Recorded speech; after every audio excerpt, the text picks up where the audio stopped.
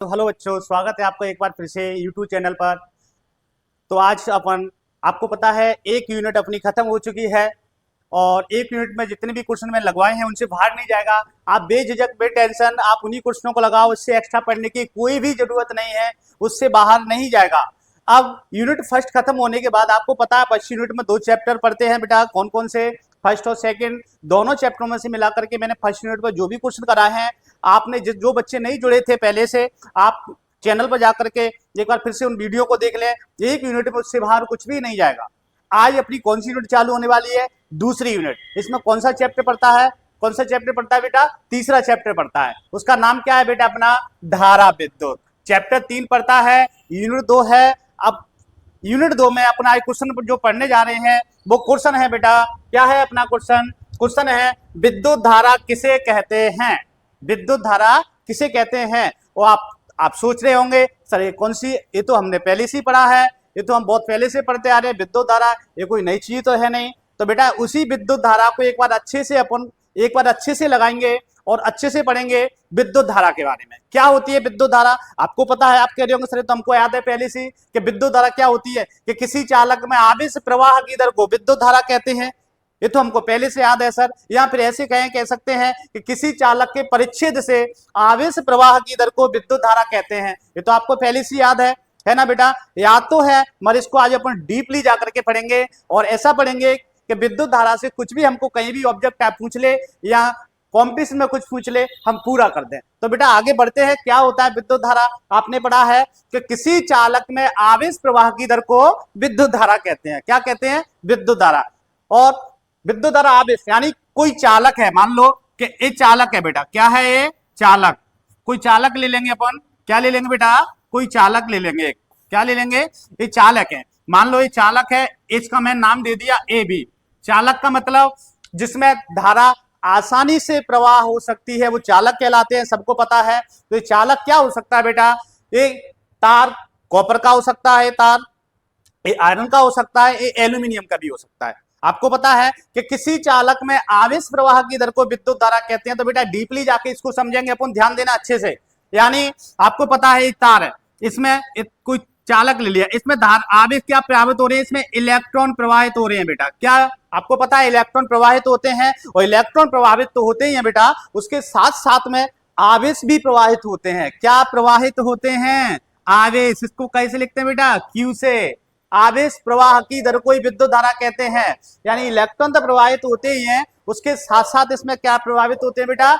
आवेश प्रवाहित होते हैं। यानी आवेश प्रवाह यानी समय के सापेक्ष जो आवेश प्रवाह की दर होती है उसी को तो बेटा अपन क्या कहते हैं? विद्युत धारा कहते हैं।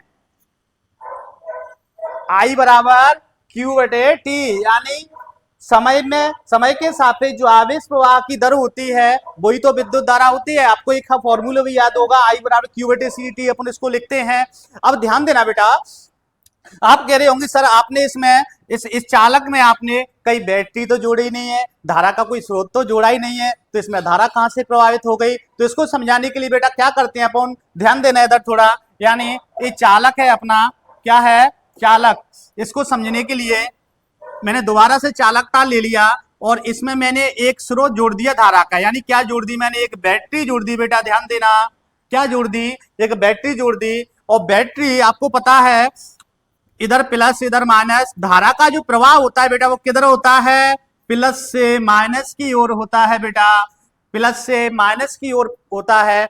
अगर ऑब्जेक्ट टाइप में ऐसे आ जाए, वन वर्ड में आ जाए कि आवेश प्रवाह की दर किधर होती है, तो धन आवेश से किधर होती है बेटा? ऋण आवेश की ओर होती है। आवेश प्रवाह की जो दर होती है बेटा वो किधर होती है? धन आवेश से ऋण आवेश की ओर होती है। अब आप कह रहे हो, आपके दिमाग में चल रहा होगा कि सर हवाल तो तुम कह रहे थे इलेक्ट्रॉन भी बह रहे हैं, अब इलेक्ट्रॉन कहाँ है? तो बेटा इसी कॉन्सेप्ट को मैं समझा रहा हूं आपको अच्छे से। यहां पर एक क्वेश्चन बनता है, ये तो अपन को पहले से ही आ रहा है। तो अब ध्यान देते हैं इलेक्ट्रॉन के लिए। यहां ध्यान देना, मैं आपको पूछूंगा आवेश के प्रवाह की जो दर होती है किधर होती है? धन आवेश से किधर? ऋण आवेश की ओर। ध्यान रखना बेटा, आवेश प्रवाह की दर धन आवेश ऋण आवेश की ओर होती है। मगर यही अपने इलेक्ट्रॉन की बात करें तो इलेक्ट्रॉन प्रवाह की जो दर होती है वो ऋण आवेश से धन आवेश होती है बेटा। इसको बिल्कुल दिमाग में बिठा लो, बिल्कुल दिमाग में बिठा लो कि जो आवेश प्रवाह की दर होती है वो धनावेश से ऋणावेश की ओर होती है बेटा, और जो इलेक्ट्रॉन प्रवाह की दर होती है वो ऋण आवेश से धनावेश की ओर होती है। यानी आवेश प्रवाह की दिशा और इलेक्ट्रॉन प्रवाह की जो दिशा होती है वो एक दूसरे के विपरीत होती है। बेटा ध्यान रखना, एक दूसरे के विपरीत होती है। आप शायद 2023 का पेपर उठा के देखना, उसमें एक ओटी पूछी थी वन वर्ड में, शायद वन वर्ड में आया या 2 नंबर का क्वेश्चन था। ऐसा था कि किसी चालक में इलेक्ट्रॉन की प्रवाह की दिशा किधर होती है, धनावेश से ऋणावेश की ओर या ऋणावेश से धनावेश की ओर। काफी बच्चे नहीं लगा के आ पाए थे एमपी बोर्ड के, काफी बच्चों के मुझे यूट्यूब पर कमेंट मिल रहे थे। क्यों? क्योंकि इतनी डीपली अपन समझते नहीं है बेटा। तो ये दिशा कैसे होती है इलेक्ट्रॉन की, वो मैं आपको बता रहा हूं, समझना अच्छे से। यही तो कॉन्सेप्ट है, यही तो पढ़ाना है, यही तो पढ़ना है, इन्हीं चीजों को तो पढ़ना है। अगर कॉन्सेप्ट क्लियर नहीं हो पाता है, अपन भले ही अपन 99 100 नंबर ले आओ, अगर अपना कॉन्सेप्ट क्लियर नहीं है बेटा तो कॉम्पिटिशन में काफी दिक्कत आती है। तो मैं इलेक्ट्रॉन प्रवाह की दिशा आपको बता रहा हूं क्यों होती है ऐसी। आपको इतना तो पता है आवेश प्रवाह की दिशा किधर होती है बेटा, धनावेश से ऋणावेश की ओर, और इलेक्ट्रॉन प्रवाह की दिशा किधर होती है बेटा, ऋणावेश से धनावेश की ओर। जस्ट एक दूसरे का उल्टा होता है, ध्यान रखना ना दिमाग में बिल्कुल। ओके, पेपर में भी पूछा जा चुका है। अब होती क्यों ये मैं बता रहा हूं बेटा, ध्यान देना इधर सभी लोग। क्या होता है आपको पता है, क्या पता है कि जो आवेश होता है उस पर कैसा चार्ज होता है बेटा, ऋण। आवेश कैसा होता है, ऋणावेशित होता है, ध्यान रखना। और अपन ने क्या पढ़ा है, ध्यान रखना कि सजातीय आवेश कैसे बेटा, सजातीय जो आवेश होते हैं वो क्या करते हैं बेटा, सजातीय प्रतिकर्षण। क्या करते हैं बेटा, प्रतिकर्षण। पढ़ा है आपने, सजातीय जो आवेश होते हैं बेटा क्या करते हैं, प्रतिकर्षण। और जो विजातीय आवेश होते हैं बेटा, विजातीय आवेश क्या करते हैं, विजातीय आवेश करते हैं बेटा आकर्षण। क्या करते हैं बेटा, आकर्षण। ये अपन बहुत पहले पढ़ चुके हैं। और सजातीय का मतलब समान और विजातीय का मतलब अलग।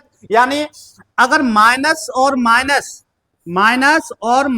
क्या करेंगे बेटा, सजातीय है तो प्रतिकर्षण करेंगे बेटा, ध्यान देना।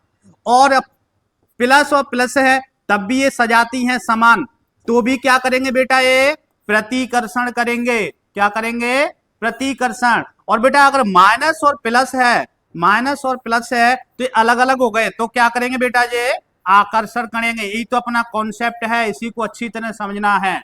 यानी अगर सजातीय आवेश मिलते हैं तो आपको पता है आकर्षण क्या करते हैं, सजातीय आवेश मिलते हैं तो अपन क्या करते हैं, प्रतिकर्षण करते हैं। और विजातीय आवेश मिलते हैं अलग अलग तो आकर्षण करते हैं। और यही कॉन्सेप्ट अपना छुपा हुआ है कि इलेक्ट्रॉन प्रवाह की जो दिशा होती है वो किधर होती है। तो बेटा ध्यान देना, बहुत लॉजिकली चीज है और ऐसी चीजें अक्सर पेपर में पूछी जाती हैं आगे जाके कॉम्पिटिशन में भी। तो देखना, आवेश क्या ले फिर रहा है अपने साथ में, ऋणावेश लेके चलता है, ऋण पहले से ही है। और अगर इस पे अपन एक ऋण लगा दें तो कैसे हो गए, ये समान हो गए। और समान हो गए तो बेटा सजातीय आवेश हैं, और सजातीय आवेश हैं तो बेटा क्या होगा, प्रतिकर्षण होगा। प्रतिकर्षण मतलब दूर फेंकेगा, यानी दूर फेंकेगा तो यानी बहेगा, ऐसे ऐसे जाएगा, ऐसे दूर फेंकेगा। क्या फेंकेगा, दूर फेंकेगा। इसीलिए अगर ऋण है आवेश इस पर तो ऋण सिरे से किधर फेंक देगा, ये धन सिरे की ओर। यानी क्या होगा, प्रतिकर्षण होगा, क्योंकि वो पहले से ही ऋण आवेश लेके चलता है। और ऋण सिरे से जब मिलता है तो प्रतिकर्षण हो जाता है, और प्रतिकर्षण हो जाता है तो प्लस की तरफ जाता है। इसीलिए इलेक्ट्रॉन प्रवाह की जो दिशा होती है बेटा वो क्या होती है, ऋण आवेश से धन आवेश की ओर। कैसी होती है, ऋण आवेश से धन आवेश की ओर। बहुत इंपॉर्टेंट चीज है। और आवेश प्रवाह की जो दर होती है बेटा को क्या होती है, धन आवेश से ऋण आवेश की ओर। ठीक, तो अब ध्यान देंगे अपन, इधर ध्यान देना। इधर विद्युत धारा की परिभाषा आपको पहले से याद है, चाहे तो आप ये याद कर लेना कि किसी चालक में आवेश प्रवाह की दर को विद्युत धारा कहते हैं। या बेटा अपन क्या याद कर सकते हैं कि किसी चालक के परिच्छेद से आवेश प्रवाह की दर को विद्युत धारा कहते हैं। यानी किसी चालक में जो आवेश बह रहा है उसको समय के सापेक्ष दर्शाया जाता है, परिवर्तन बताया जाता है, तो आवेश बटे क्या हो जाता है, टी। ये फॉर्मूला अपन बहुत पहले पढ़ चुके हैं विद्युत धारा का। आई बराबर क्या होता है, आवेश बटे टी। अब ध्यान देना, परिभाषा आपको याद ही है, इसको किसके द्वारा लिखते हैं, क्या लिखा है इसमें, किसी चालक के परिच्छेद से आवेश प्रवाह की दर को विद्युत धारा कहते हैं। या किसी चालक में आवेश प्रवाह की दर को विद्युत धारा कहते हैं। आप किसी भी परिभाषा को याद कर सकते हैं। सूत्र बन जाएगा विद्युत धारा बराबर आवेश बटे समय, यानी I बराबर Q बटे T। अब यहाँ पे देखते हैं अपन बेटा, क्या देखेंगे, इसकी इकाई, यानी एसआई पद्धति में इसका मात्रक कूलम प्रति सेकंड या एम्पियर होता है। ये तो आपको याद है, नहीं है तो बेटा इकाई याद कैसे करेंगे, ध्यान रखना। किसी भी टॉपिक को कभी भी पढ़े, आपको भले ही आ रहा हो, अगर उस टॉपिक को आप अनजान बन के पढ़ोगे, जिज्ञासा होगी कुछ सीखने की, तो आप उसमें से कुछ न कुछ हासिल करोगे। हाँ, तो इसका फॉर्मूला, इसकी इकाई कैसे बनाती है, ऊपर क्या है बेटा, आवेश है। आवेश की इकाई आपको पता ही क्या होती है, आवेश की इकाई कूलम होती है बेटा। क्या होती है, कूलम होती है।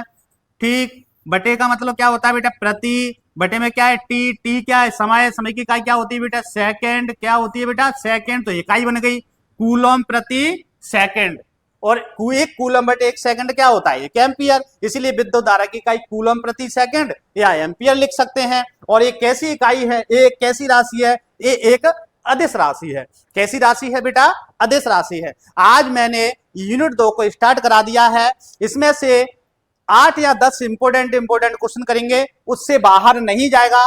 फर्स्ट यूनिट में भी मैंने इतने क्वेश्चन कराए हैं, उससे बाहर नहीं जाएगा। बिल्कुल दिमाग को स्थिर करके इन्हीं क्वेश्चनों को लगाओ, आपका क्वेश्चन कोई पेपर में बाहर नहीं जाएगा। आज मैंने यूनिट 2 स्टार्ट करा दी है। आज के बाद आपको कंटिन्यू वीडियो मिलेंगे।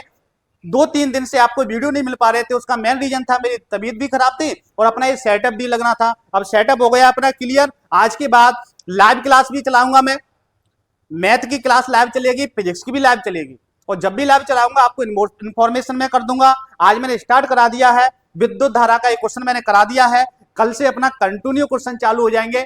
केवल 10 या 8 क्वेश्चन अपन इंपोर्टेंट लगाएंगे और पेपर में बाहर नहीं जाएगा। दिमाग को बिल्कुल स्थिर रखो, बाहर नहीं जाएगा तो नहीं जाए। प्रत्येक इकाई की आपको पीडीएफ बना ली है। कोई बच्चा कहीं से पढ़ रहा हो पूरे एमपी में, यानी अब तो एनसीईआरटी सिलेबस हो गया है, सभी स्टेटों में लगभग एक ही है। कहीं से भी कोई बच्चा हो, मुझे मैसेज करे व्हाट्सएप पर, मैं आपको पीडीएफ उपलब्ध करा दूंगा। इस प्रकार से जैसे 2 यूनिट की पीडीएफ है, इसी प्रकार से मैंने सभी यूनिटों की आपके लिए पीडीएफ बना के रखी है। आप उन पीडीएफ को आप पीडीएफ ले सकते हैं, मुझे व्हाट्सएप पर मैसेज करके किसी बच्चे को कहीं भी मैं पीडीएफ उपलब्ध करा दूंगा, वो भी बिल्कुल निःशुल्क। जैसे आपने इसका स्क्रीनशॉट नहीं लिया था तो आप स्क्रीनशॉट भी ले सकते हैं। ओके, अब देखो इस प्रकार से ये पीडीएफ है, ये पूरी यूनिट की पीडीएफ मैंने प्रत्येक इकाई की पीडीएफ आप लोगों के लिए बना के रख ली है। आप किसी बच्चा कहीं से भी ले सकता है। एक 2 यूनिट की पूरी पीडीएफ है, इसी में से अपन पढ़ेंगे, तो आपको निराश होने की जरूरत नहीं है। मैं आपको बिल्कुल बहुत अच्छी पेपर टाइम तक मेहनत करेंगे, सही बच्चे अच्छे से अच्छे नंबर लेके आएंगे, मेरा वादा है।